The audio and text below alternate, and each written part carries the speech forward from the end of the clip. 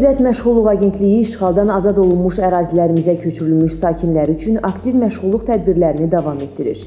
Bu dəfə Ağdam, Xocalı, Laçın, Ağdərə rayonları və Şuşa şəhərində daha 15 sakinə özünü məşğulluq proqramı çərçivəsində mal və materiallar təqdim edilib.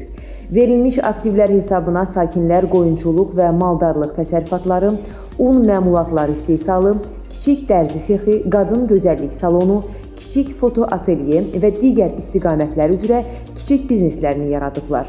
Proqram iştirakçıları onlara göstərilən dəstəyə görə Prezident İlham Əliyevə təşəkkürlərini ifadə ediblər.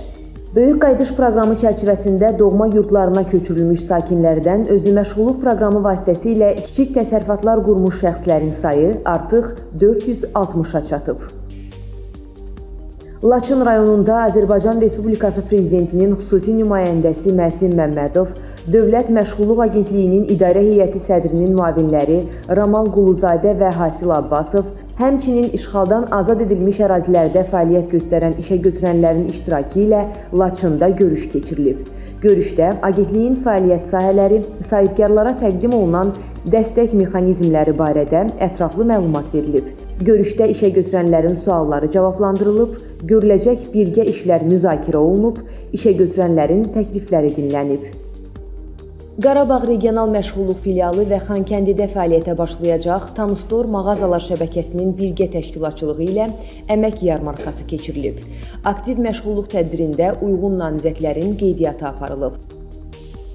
Qarabağ Regional Məşğulluq Filialı ilə Xankəndidə fəaliyyət göstərən Yaşıl Boğça mağazasının nümayəndələri arasında görüş keçirilib.